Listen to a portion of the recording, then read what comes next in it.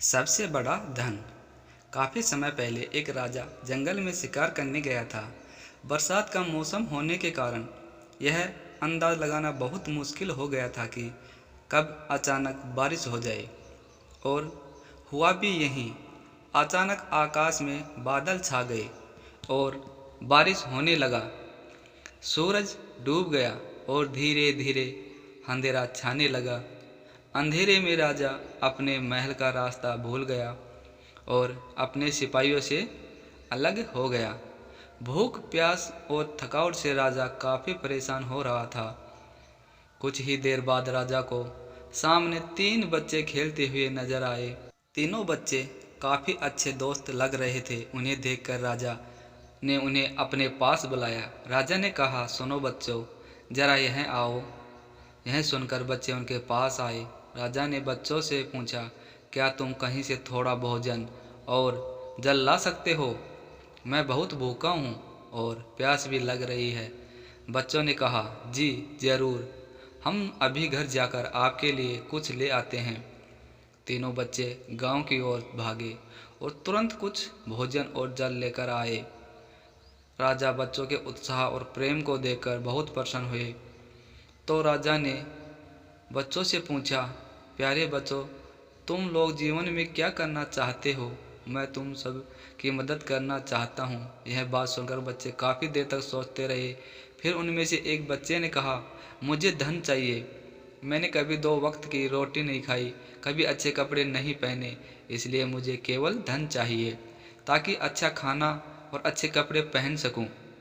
इस पर राजा मुस्कुराते हुए बोले, ठीक है, मैं तुम्हें इतना धन दूंगा कि जीवन भर सुखी रहोगे। यह सब सुनकर बच्चे के खुशी का ठिकाना नहीं रहा। दूसरे बच्चों की भी बारी थी, तो राजा ने उससे भी पूछा, तुम्हें क्या चाहिए? बच्चे ने कहा, क्या आप मुझे एक बहुत बड़ा बंगला और घोड़ा गाड़ी दे सकते हैं? इस पर राजा ने कहा, जरूर, मैं तुम्हें एक आलीशान बंगला और घोड़ा गाड़ी दूंगा। अब तीसरे बच्चे की बारी थी, तो उसने कहा, मुझे न धन चाहिए और न घोड़ा गाड़ी चाहिए। मुझे आप ऐसा आशीर्वाद दो दीजिए जिससे मैं पढ़ लिख कर विद्वान बन सकूं और शिक्षा समाप्त होने पर मैं अपने देश की सेवा कर सकूं। तीसरे बच्चे की इच्छा सुनकर राजा उससे काफ़ी प्रभावित हुए। राजा ने उस बच्चे के लिए उत्तम शिक्षा का प्रबंध किया।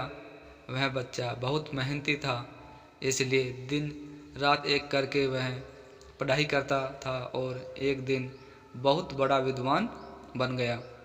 और समय आने पर राजा ने उसे अपने राज्य में मंत्री पद पर नियुक्त कर दिया। एक दिन राजा को अचानक वर्षा पहले घटी उस घटना की याद आ गई। उन्होंने मंत्री से कहा, कई साल पहले तुम्हारे साथ 2 बच्चे थे, अब उनका क्या हालचाल है?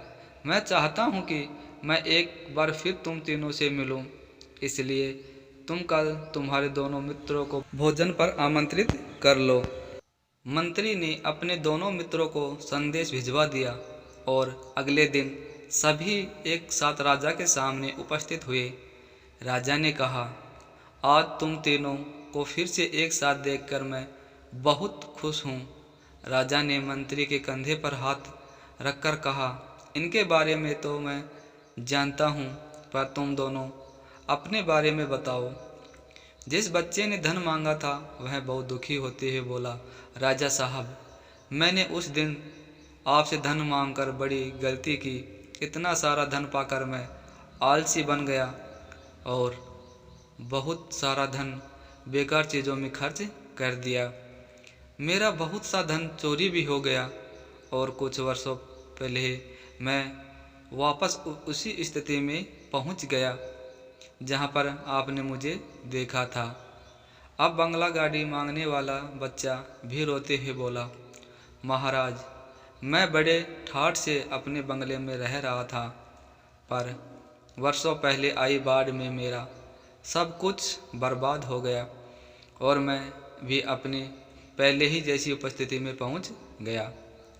सबकी बातें सुनने के बाद राजा बोले, इस बात को अच्छी तरह गांठ बांध लो।